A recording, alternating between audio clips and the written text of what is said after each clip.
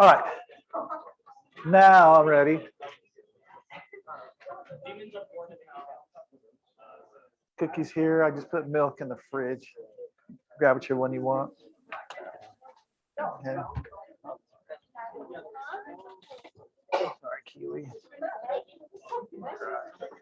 Yep. Okay. Yep. Okay.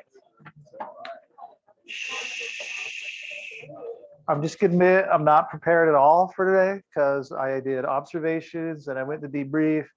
Then I got sidetracked in a meeting, and then somehow I ended up at lunch at Peach City. And then I could have been responsible and sacrificed lunchtime to prepare. Come on, would you have? Thank you, Tim. If someone as beautiful as Tim says I made the right choice, then I feel good about it. I believe, my friends, we were right around here. And I was confusing. Oh no, who was it? Someone, oh, it was you. No, it was that chair. Who sits there? Yeah, she's not here. That's sad, but I'm recording, so we should be good. All right, so we're gonna do an example problem to help this out. So take out your notes right where we were when we calculate average mass. So looking at the periodic table, you will notice that the numbers are, unless they're in parentheses, they're not whole numbers. Which if we're an AMU and everything's like a 1, and a 0, then we should have whole numbers. That's because we do this process. We find the relative average mass. So here is an example. So, and I know there's no words, but what I'm saying here is that potassium has 3 types. All right, 2 isotopes, and then the one listed on the board, or we will typically say it has 3 main isotopes. One of them has a mass of 39. One of them has a mass of 40, and one of them has a mass of 41. So what we're trying to figure out is the representative mass that we could find to represent all of them, or the relative average mass. So this is the process to do this. Step 1 is to take their mass.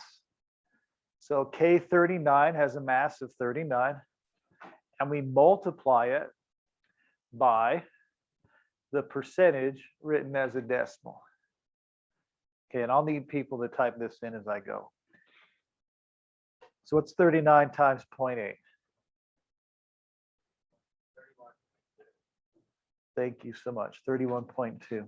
So if I was writing the steps, I'd say, all right, first, multiply masses by relative abundance.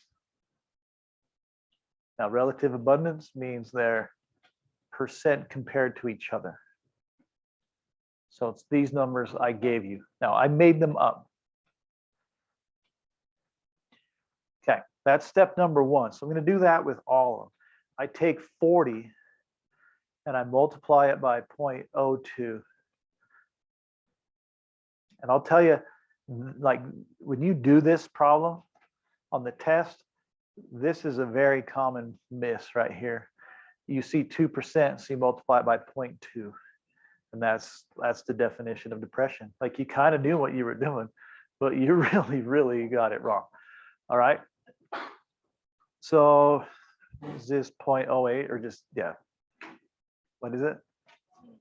0.8, sorry. All right, and then we have 41 times 0.18. Do you have that, Keely? Yeah, 7.38. Okay, so the first step is to multiply the masses by their relative abundance. Step number 2 is to add all the masses that you just calculated.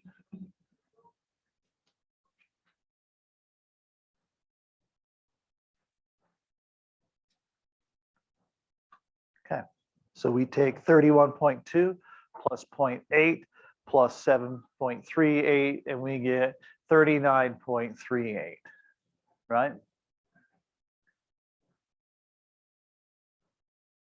Now, I made these up, so I'm sure I'm not perfect. It's kind of close. It's 39.0983, but it's all right. So what we would say is the average mass of all isotopes would be 39.38 grams, and this is what we would put on the periodic table. Fair enough. Okay, let me see if there's one of these in your assigned homework. And holy tabs. I don't even know where to start.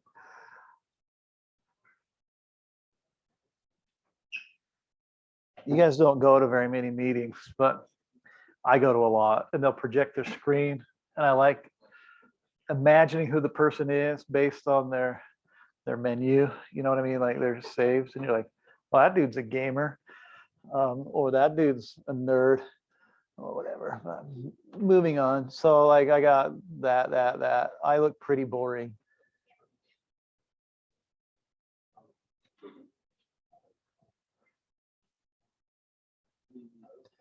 Okay, so if I was looking for the homework for chapter 2, I would come and find the practice problem one right here. And it would tell me what I was supposed to do. I'm just going to click on all of it just to see if I can find one.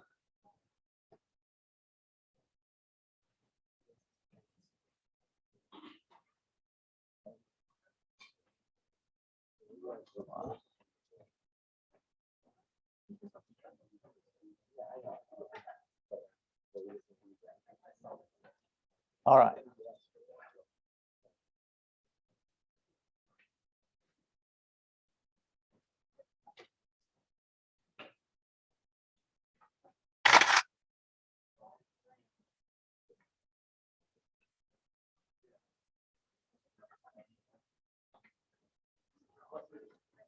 All right, so this is a screenshot from a really, really small PDF. So it's kind of blurry, but it gives us enough data. We want to find the average mass of copper with these two isotopes. This is a 63 and that's a 65. We take 2 minutes and see if you can calculate that. Yeah, 0.6909. This is problem number 5 in one of the sections lower. Yeah, you got it right there.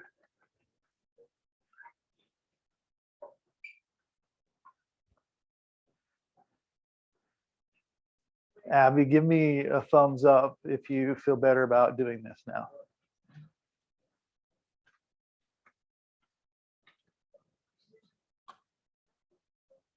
All right, perfect. Thank you.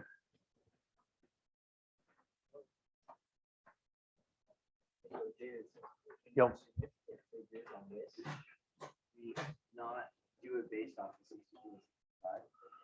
No, you can ignore that because that's not a measurement. It's just what they are. It's an exact value.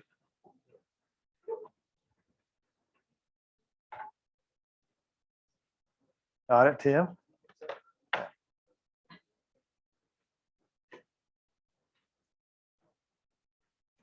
All right, take about 30 more seconds. And then if you're done, check with your lab partner, see if you have the same answer.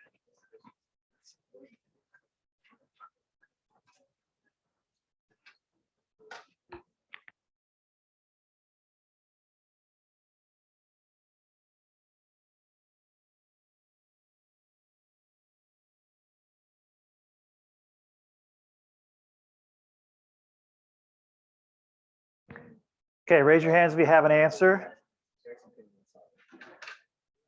Okay, 30 more seconds.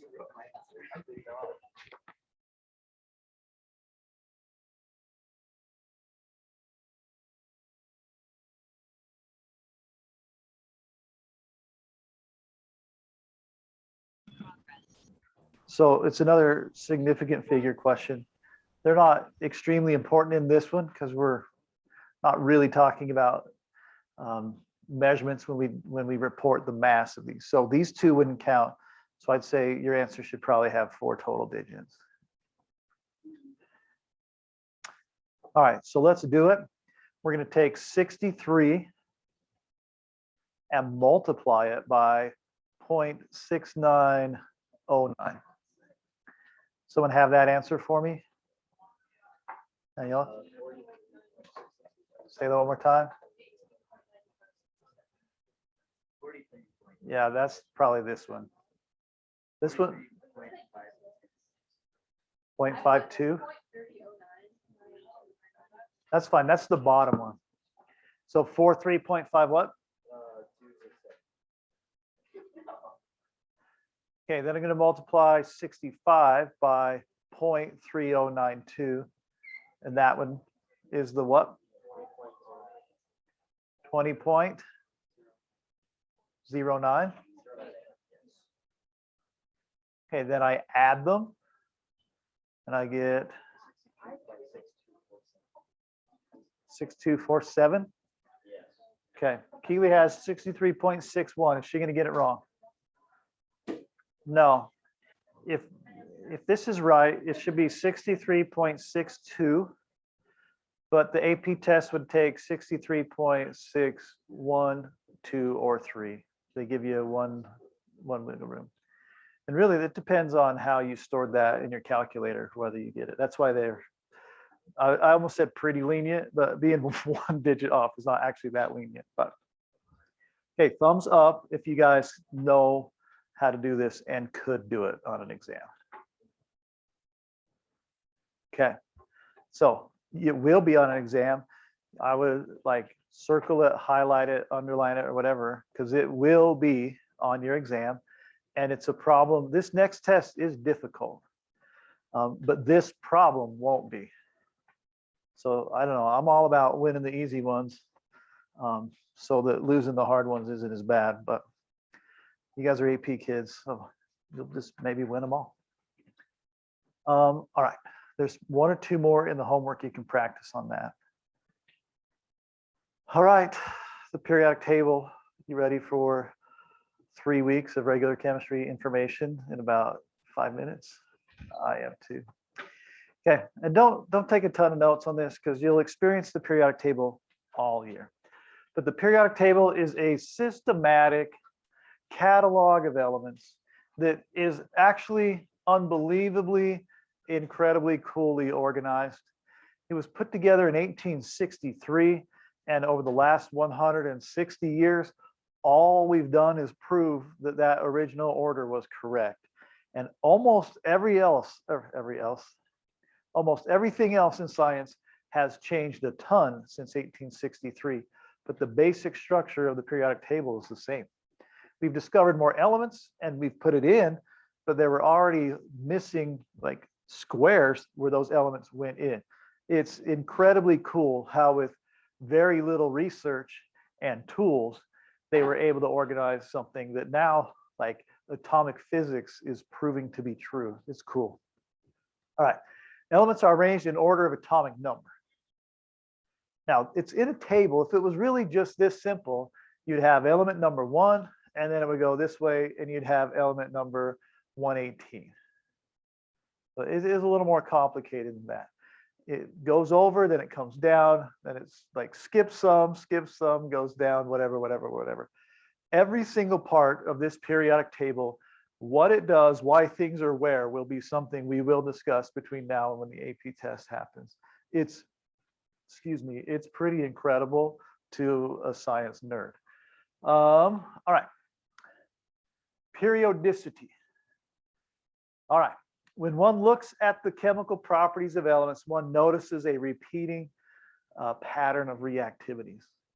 And that's kind of like a circular argument. They were arranged by repeating chemical properties. So the guy, Mendeleev, that did this at the start, he just said, hey, all these things act the same way right here. They have the similar chemical properties. So let's put them in a vertical column. We'll put the heaviest ones at the bottom and the lightest ones at the top. And then he said, hey, everything here has similar characteristics. Chemical properties are all pretty similar, a little different than these, but similar to each other. Put the lightest one at the top, heaviest one on the bottom, and he just did that. He just put these cards together in this arrangement. And so it was originally constructed based mostly on chemical properties. And now it's arranged by electron orbitals and unbelievable detailed information, but it's all the same as it was before. All right. So anyway, periodicity means how things change as we go across the periodic table. There's an entire chapter on it. I've said that like 10 times, but there's an entire chapter on it. Whatever. So here we go. The rows of the periodic table, periodic chart are periods. So if we move across, we call this the first period, the second period, the third period, the fourth period, fifth, sixth, seventh. So if we describe them as they go from left to right, we're talking about periods. Columns, so this whole family right here, they are families or groups, and they're numbered with Roman numerals. Now, they don't teach Roman numerals anymore in school. I don't know. Common Core said the Romans aren't important, I guess. So for your information, here are the Roman numerals that you need to know. 1, 2, 3, 4, 5, 6, 7, and 8. Nope, because the periodic table, it repeats every 8 families. Now, if you look over at that one, it shows you 18. I'll tell you why that's true and false. But these are the ones that you'll need to know. So something in family 1, that would be like hydrogen. Something in family 2 would be beryllium. Family 3, boron. Family 4, carbon. Family 5, nitrogen. Family 6, oxygen. Family 7, fluorine. And family 8 is neon. So you can just kind of go across. Those are the tops of all those families. Now, on the periodic table there, I skipped over that middle part, correct? Let me find this laser pointer. Uh-oh. That laser pointer is missing a battery. So that laser pointer is dead batteries.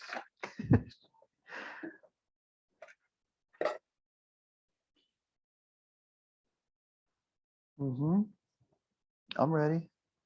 This is actually a tool to measure stuff, and it kind of looks broken. Yes.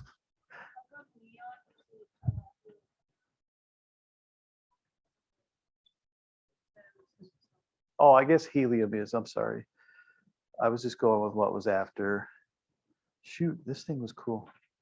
What was after fluorine? You're right. Helium is up there. Okay, I have no functioning laser pointer. I wonder why. Hey, it did turn off when I did that. It doesn't really matter, but this part right here, we call these the transition metals, big fat part in the middle. And a lot of times in chemistry, we'll skip over those because they don't behave like we expect them to. Now, we'll learn a lot about them. Sorry, this was HE. You were right on the top. And it doesn't matter. I'm just showing you where they are. We'll talk about those, why they belong there and why they suck. But anyway, so as we go across or down, things change. Elements in the same group have similar chemical properties. This is a very important subject or topic, whatever. You need to know this. So lithium and sodium and potassium, all over there on the far left, they all have similar chemical properties. They're all extremely reactive. You put them in water, they make the water basic. they produce hydrogen gas, they produce heat. Everything is very similar. You put anything in family 1 with something in family 7, they will form a mineral called a halide, and whatever. Like they're extremely exothermic when they react. Yada yada yada. They're all similar. So the columns have similar chemical properties. All right, here are the things you need to know without any question. So I guess I'll just leave it how it is. There are 4 family names that you just have to know where they are if it's ever talked about. Family 1. So the first vertical column is called the alkali metals. Now, it's tricky. Family 1 has this weird like black sheep that doesn't seem to belong there called hydrogen, because it's not even a metal. It's definitely a non-metal. But it's in family 1 because it has properties, I shouldn't say exactly, but extremely similar to these alkali metals. And that is that it will react the same way chemically as everything else in family 1. So anyway, we call them the alkali metals. Hydrogen does belong there, and we'll learn why it's there and why it kind of also belongs in family 7. All right, family 2 are the alkaline earth metals, and absolutely need to know that's what they are, alkaline earth metals. Then family 7, we skip over. Those are called the halogens. They are all extremely reactive. And then family 8 are the noble gases, and they are not reactive at all. We will learn why all of those are the way that they are. Family 7 and family 1, most reactive families for a good reason. Family 8, not reactive at all, for the same reasons, by the way, that family 1 and family 7 are reactive. Everything in chemistry comes together in the end. Anyone ever grow up and your parents watch Seinfeld? Anyone watch that show? Okay. I've watched every Seinfeld episode at least twice. It's The Office for my generation that you guys binge watch. In almost every Seinfeld episode, they start with something, there's something in the middle, and you have no idea that any of it relates. And at the end, everything comes together. And you're like, oh, that was genius. Chemistry is going to be that way. We're going to start, we're going to throw everything that we can into this blender, hit start, and you're going to be lost. And at the end, when you've worked hard enough, it will come together and you'll see, holy cow, so many of these things relate to each other. It's actually pretty cool. All right. So know those, know that they are arranged by chemical property, and everything in the same vertical family has similar properties. We do not memorize really any of the rows side to side. There are the actinides and lanthanides, but that's not even something we spend a ton of time on. Oh, that doesn't even say that. But those are the 2 rows that are taken out. Go ahead. Because chalcogens is a word we never really use. Family 6 is called the chalcogens, and if you want, you can memorize it. But it's not one you'll ever be tested on, or really anyone I've ever seen. How often do you use it?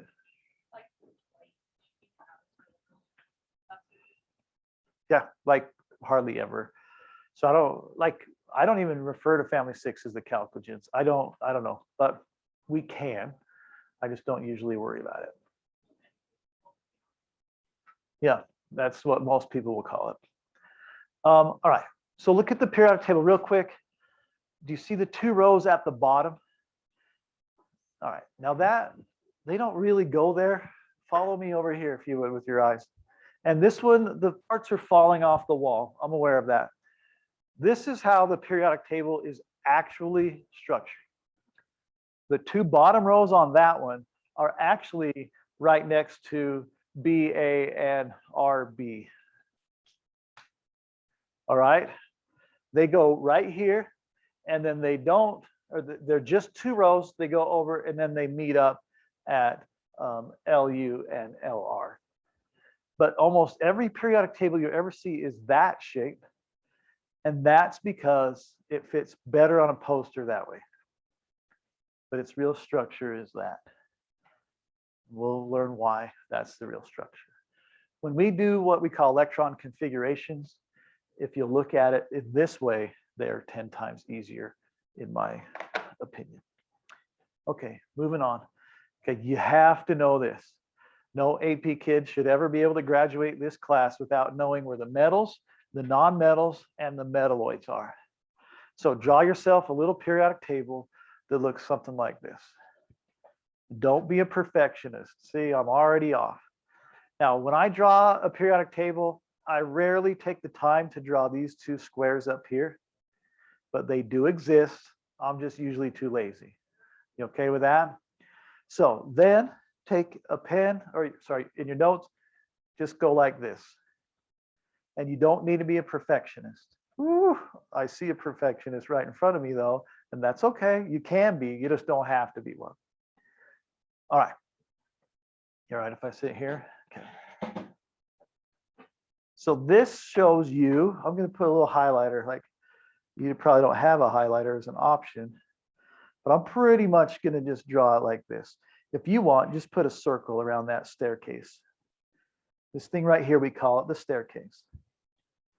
Now, this is just a rough drawing of where things are on the periodic table. Everything over here, that was a terrible triangle, but whatever. Everything over here is considered a non-metal. That includes helium. And I know it's really ugly. You don't have to draw it this way, but it would also include hydrogen. So hydrogen, and then everything over here on the right side of this staircase, they're called nonmetals. Now I do have this highlighted section we'll talk about in a second. I'm going to get rid of that part because it just doesn't make me happy inside.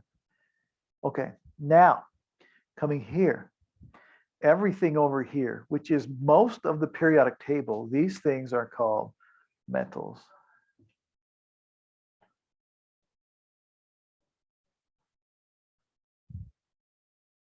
So everything in this is metals. Yeah, those two bottom rows, those are considered metals. All right, and then the things that touch the staircase are considered, and not all of them, it's tricky, but they're considered what we call metalloids.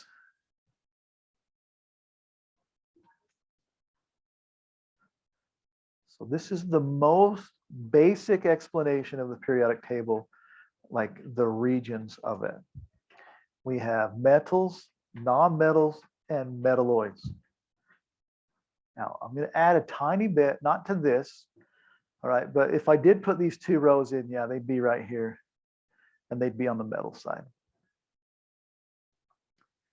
Okay, I'm going to get rid of that ugly piece right there. I want to define, for right now, I want to tell you the basic definition of what we mean by a metal, a nonmetal, and a metalloid.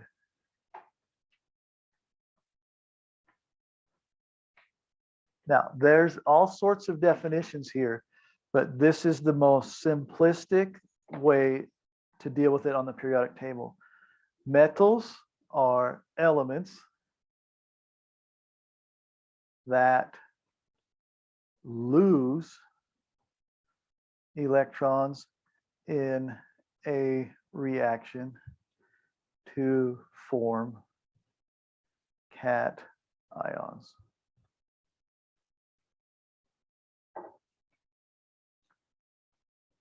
Now, if you had me before, I'd say a million times shorthand for this is that metals are losers. If you can memorize that, you're off to a decent start. Metals are losers. So an element that will lose an electron in a reaction to form a cation, which means a positive ion, we'll define that a lot, that's a metal. So tell your partner what you think a non-metal would be.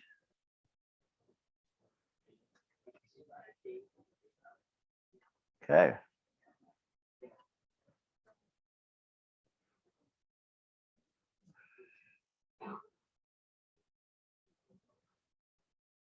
And this word is anion. That's the name for the negative ion.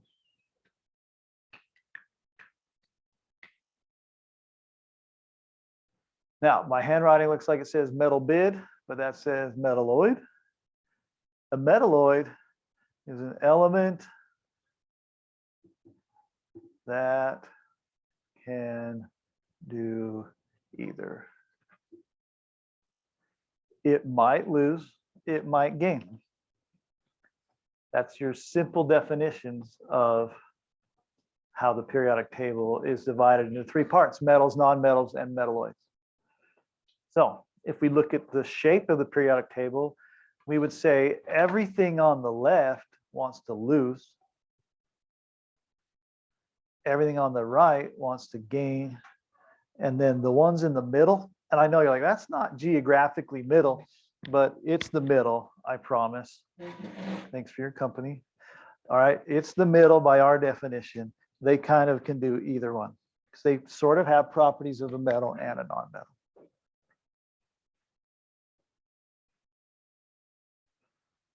All right, we okay with this? All right, here are the metalloids. If you want to know exactly what they are here written really small and really faint. But they are boron, silicon, germanium, arsenic, antimony, tellurium, and astatine. You do not have to have those specifically memorized, but you should know it's almost all of them that touch the staircase except for polonium and aluminum. So that's those. But once again, you do not have to have those memorized. You need to know their basic location though.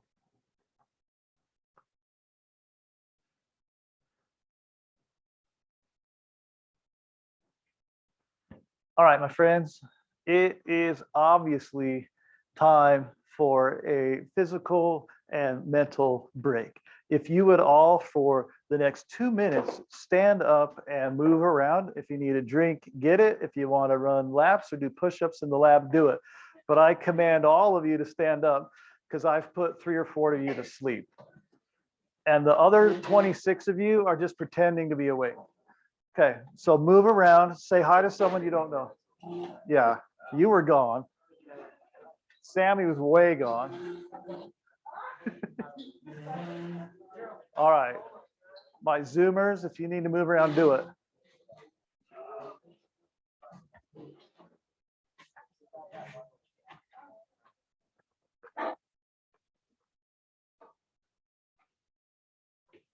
I sure need glasses. I mean, I have them, but I'm too late. I'm too prideful to wear them all the time. Oh, they really are doing push-ups. I was joking. Putting in the work. Really article once where it's like hypothesizing what happens if you try to get like a block for every single element of the table together. I don't remember all of it, but it was really useful to read that part sooner or later. Interesting. Send it to me if you find it. Yeah.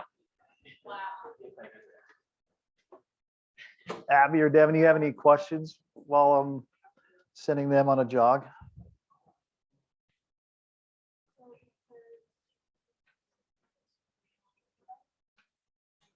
All right, I'll take that as a no.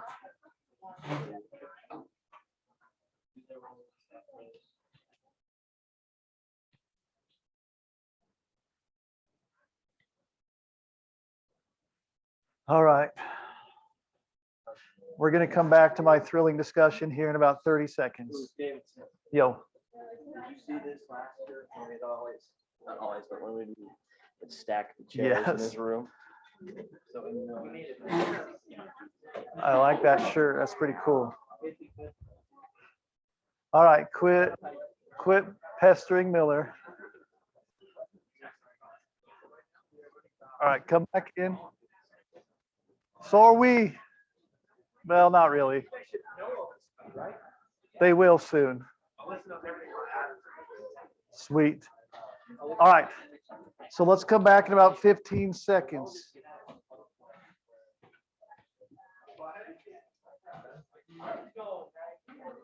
Oh, there was a question. Oh, never mind. Everything makes sense. Okay. So come back to me in 5, 4, 3, 2, 1. I'm sorry that my voice is so monotone. It's my burden to bear. All right, those are my metalloids. Here we are. We already wrote it mostly, but here are the metals. Okay, that didn't work. So know where they are, know why or what they do. Metals are losers, non-metals take, and metalloids can do both. All right, now we start to get to the harder part of the chapter. So this will be a lot easier if you had chemistry before. So please, if someone's next to you and lost, help them out. This can get really hard. You probably remember. So be a good helper here. All right. When we talk about chemical formulas, it's important to understand the basic structure of them. The subscript to the right of a symbol of an element tells the number of atoms in that element in one molecule of that compound. There's a lot of words in there, but it's pretty simple. If it's CO2, the 2 tells me how many O's. It has nothing to do with the number of carbons. It only tells me how many oxygens there are. So in CO2, I have 1 carbon bonded to 2 oxygens.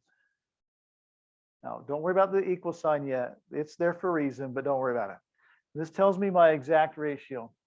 Then sometimes we get things that are a little different, like CaOH2.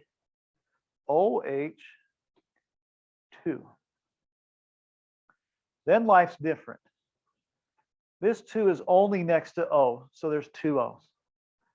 This 2 is next to parentheses holding OHs. So this means 2 O's and 2 H's and 1 calcium. Now, someone asked what someone always asks. Why don't they just put CaO2H2?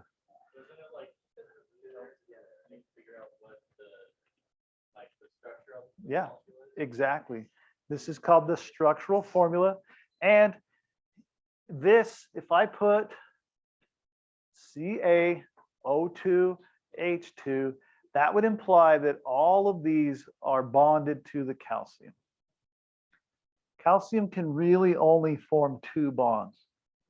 And technically, sometimes I get intimidated when a student teacher's here. We'll learn about anionic bond, and it doesn't really form bonds-ish, whatever, she doesn't care. So let me draw them. It's okay, all right. This is the correct structure for what we call calcium hydroxide or formula. It is 1 calcium bonded to 2 things. So I'll put a line right here and a line right here. And those 2 things happen to be an O bonded to an H, an O bonded to an H. This formula implies everything is bonded to each other, and it would just, it'd really be in a disaster. It would really be O, O, H, H, C, A, and really everything would try to be bonded to the central oxygens, and it doesn't work. It's not, there's so many things written wrong about that. It hurts my feelings. So sometimes you'll have numbers next to, and it tells you how many there are. 1 second. Sometimes they'll be on the outside of parentheses, and it tells you how many of everything in the parentheses there is. Go. How do they figure out it's wrong? It's for the future, but eventually they've learned that calcium has 2 electrons that it can lose. All right, so it can either lose 2 to the same thing or 1 to 2 things, but it can't lose 2 to 4 things. It just doesn't work out that way. So it was knowing the number of valence electrons helps us to predict the formula, and we'll get there for sure. Yes, sir. How did you write it out as HOCA?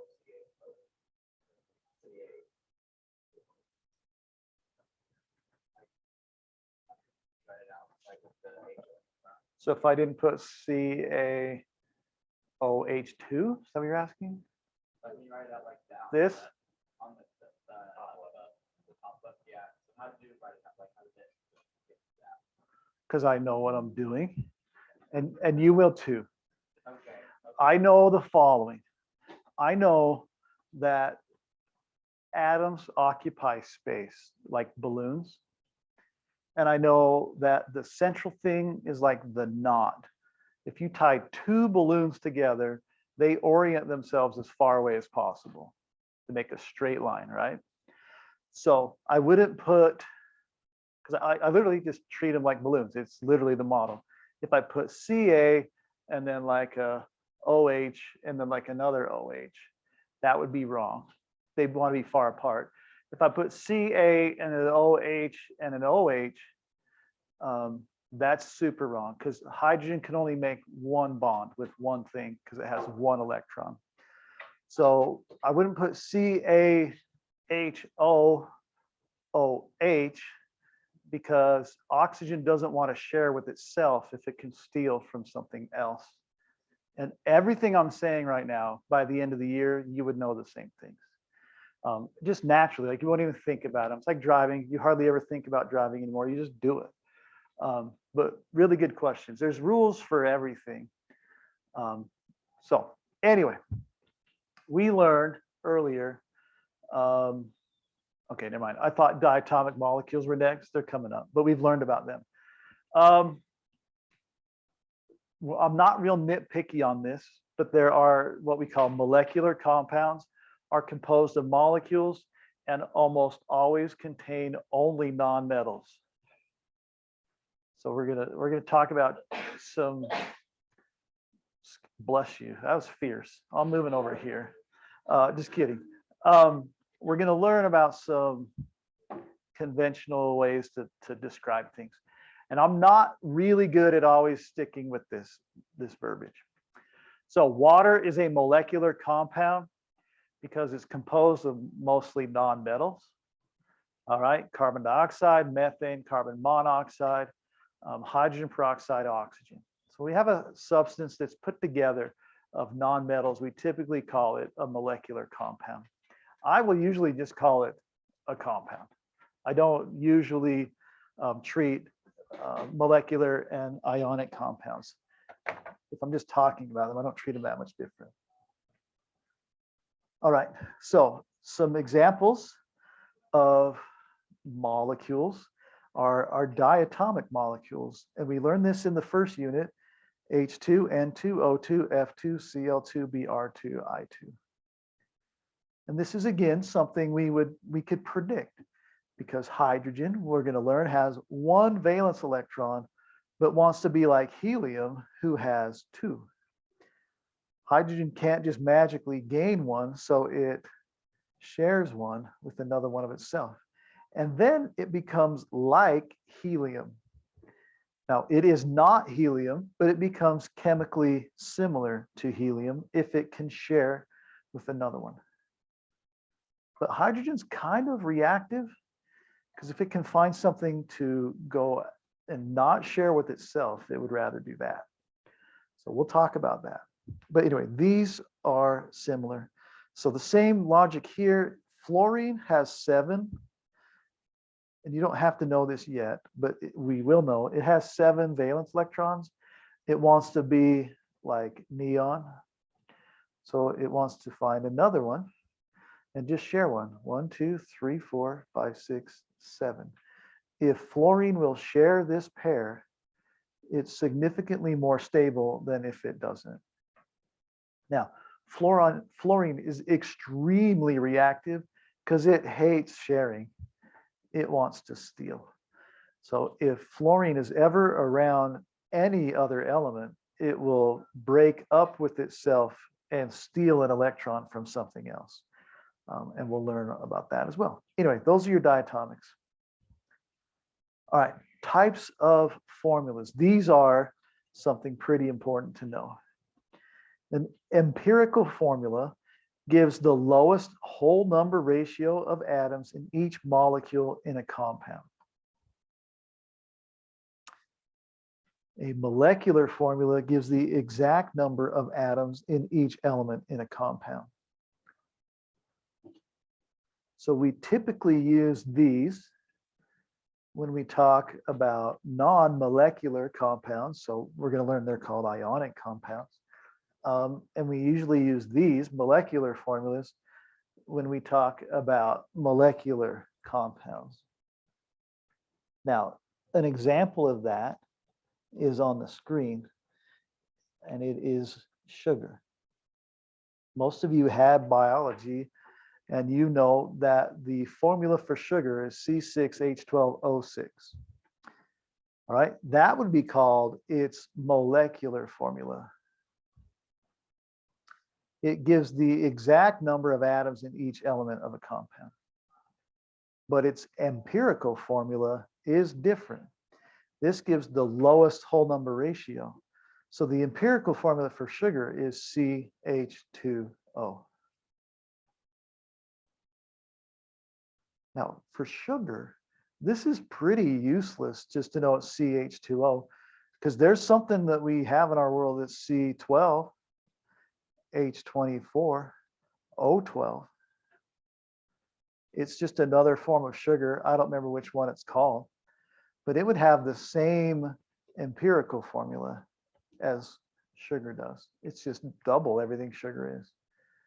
So these, they're going to be extremely useful for doing math, but for molecular formulas, molecular compounds, we usually only report their molecular formulas, not their empirical formulas.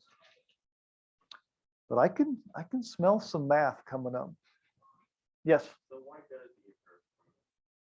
Say that louder. So why do we use the empirical? Because most things are in their simplest ratio, so that just happens. And then we need this number to do the math we're about to do. If we can figure out its whole ratio comparison to each other, we can find out its formula if we know its mass. And they're like, what does that mean? Well, that's in the next couple of slides. Okay, maybe a few slides. It's coming. All right, so we have three types of ways that we have formulas here. The main ones, there's four here, but we really hardly ever do this one. So structural formulas show the order in which atoms are bonded. So that's just if I wrote methane, it's a C and there's four H's.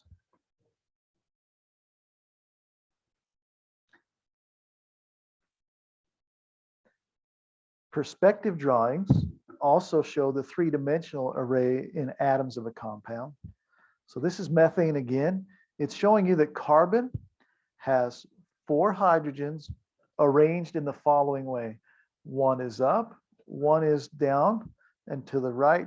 One is coming at you, that's the wedge, and it doesn't matter at or away, but it's trying to give you perspective.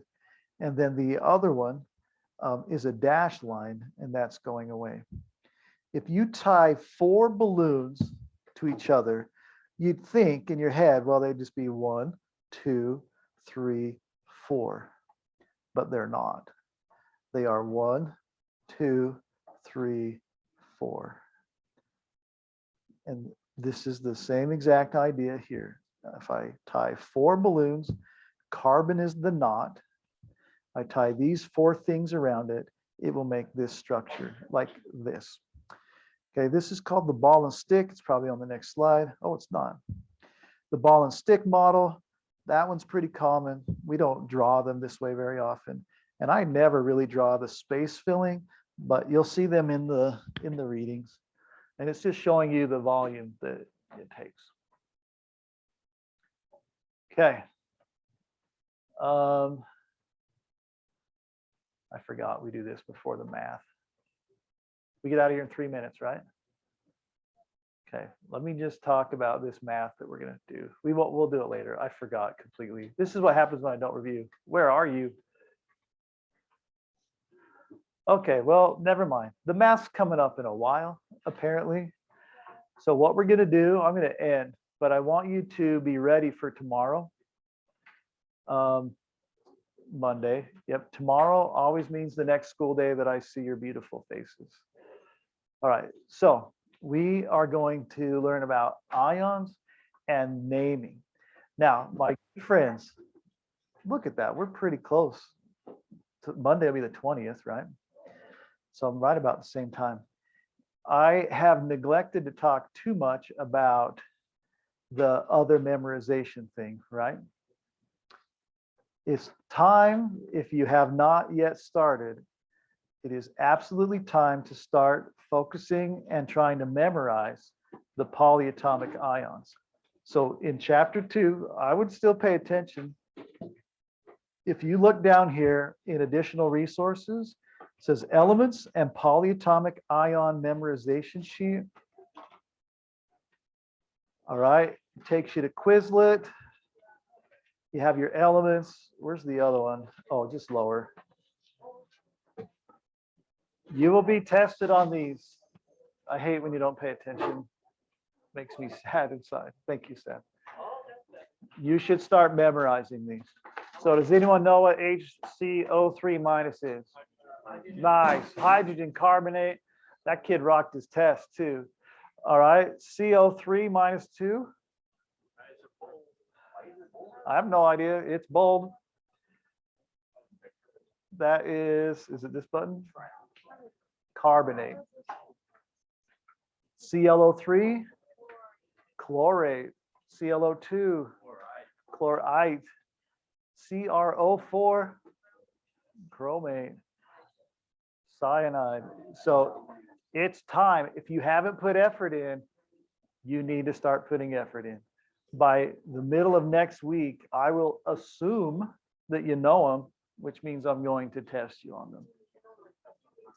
You need to know both ways, name, formula, and charge.